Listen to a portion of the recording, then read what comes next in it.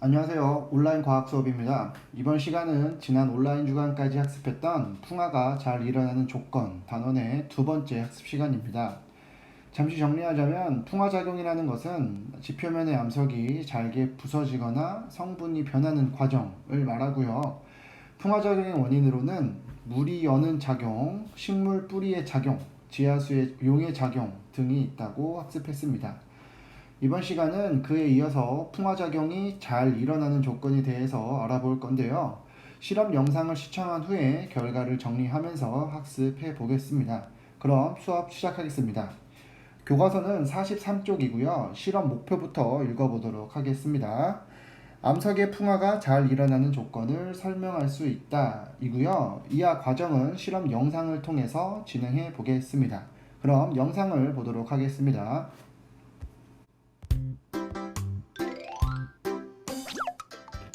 암석의 풍화가 잘 일어나는 조건을 알아보겠습니다.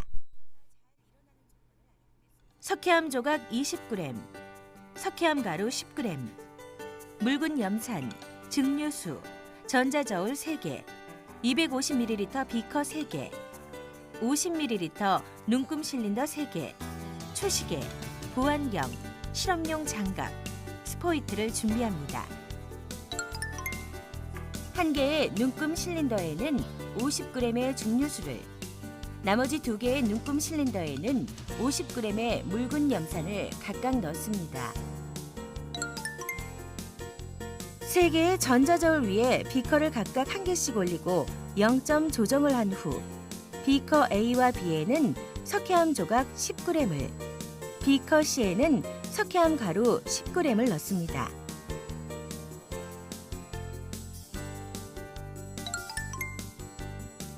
비커 A에는 증류수 50g을, 비커 B와 C에는 묽은 염산 50g을 넣고 5분 후에 질량을 측정하여 기록합니다.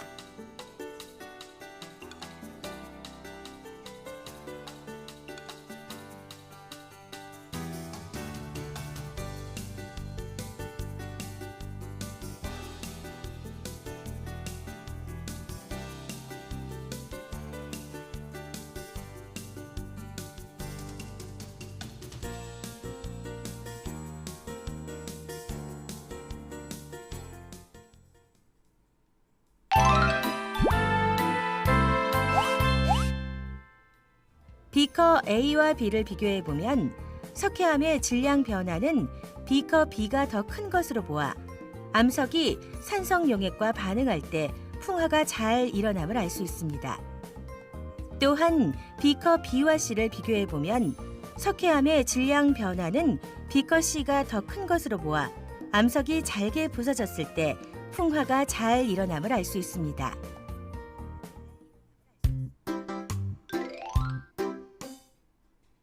자, 영상 잘 봤나요? 이번 실험 탐구 내용은 지금까지와는 다르게 약간 어려울 수도 있습니다. 우선 결과 정리부터 한 후에 다시 한번 자세히 설명하도록 하겠습니다. 교과서로 넘어오도록 하겠습니다. 교과서 43쪽이고요. 우선 정리하기에 앞서서 각 비커 A, B, C로 다르게 실험을 설정한 이유를 먼저 알아보도록 할게요. 비커 A는 석회암 조각에 증류수를 넣었고요. 비커 B는 석회암 조각에 묽은 염산을 넣고 실험을 했습니다. 자, 그 이유는 바로 증류수와 묽은 염산의 차이점을 알아보려는 겁니다. 증류수라는 것은 그 안에 다른 물질이 없는 순수한 물을 말하고요. 묽은 염산은 다른 물질을 잘 녹일 수 있는 산성 물질이 포함되어 있습니다. 따라서 A와 B는 비커 A와 비커 B는 산성 물질이 풍화작용에 어떤 영향을 미치는가를 알아보고자 하는 실험 세팅이 되겠습니다.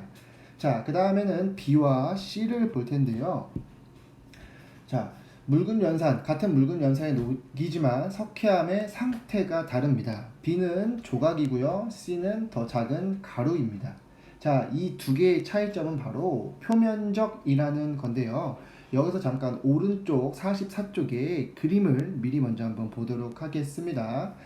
왼쪽 그림처럼 생긴 원래 돌 조각을 오른쪽 그림 조각처럼 8개의 조각으로 쪼개면 이 사이사이 돌 조각의 새로운 쪼개진 이 사이사이에 각각 새로운 면이 생기게 되죠.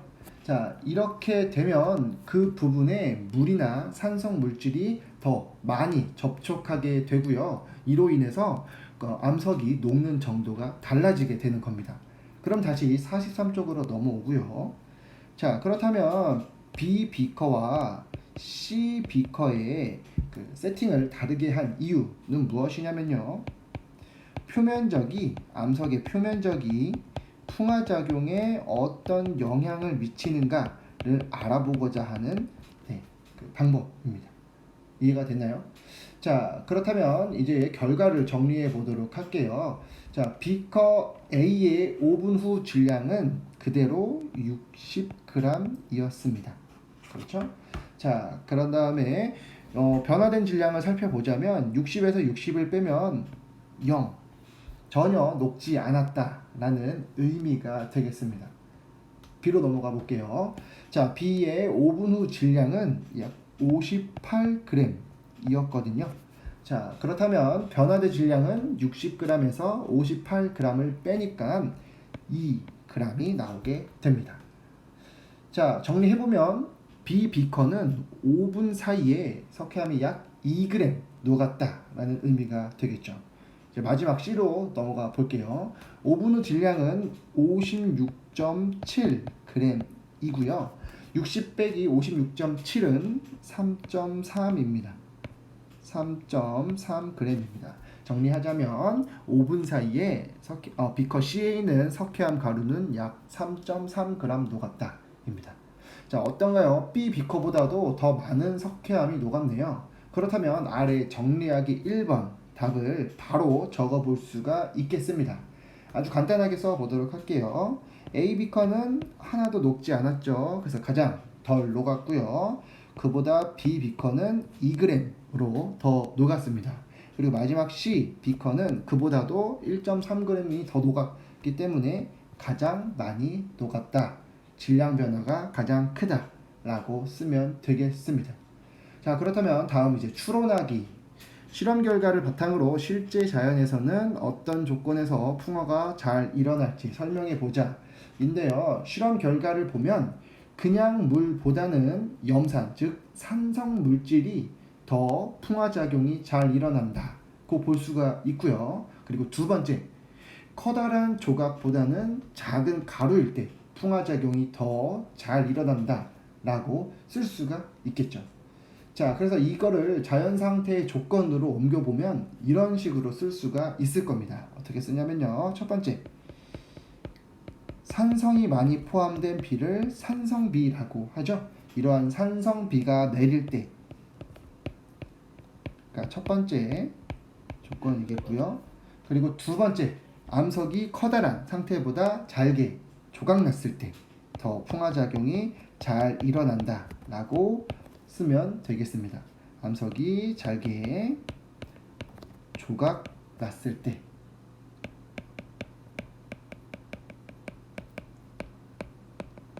잘 일어난다까지 써주면 되겠습니다. 자, 그러면 43쪽 탐구 과정을 전부 마무리했고요. 오른쪽에 교과서 내용을 확인해 보면서 수업 마무리해 보도록 하겠습니다.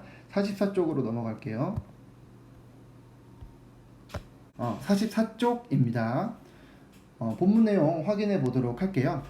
석회암의 반응 실험에서 증류수보다 묽은 염산을 넣었을 때 질량 변화가 크고 석회암이 조각일 때보다 가루일 때 질량 변화가 크다.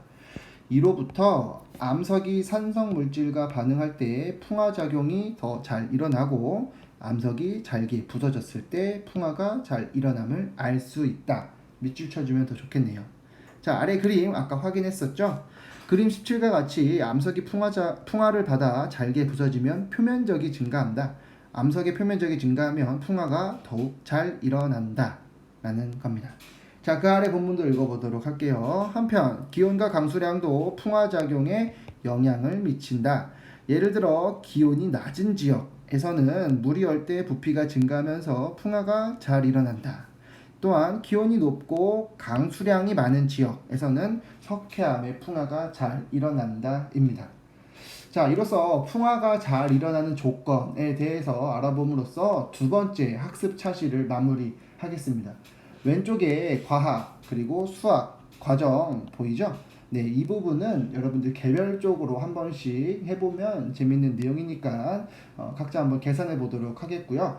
오늘 학습 내용으로 간단한 퀴즈도 나갈 테니까 이 또한 구글로 꼭 제출해 주길 바라겠습니다. 그럼 수업은 여기까지이고요. 수업을 듣느라 수고했습니다. 고맙습니다.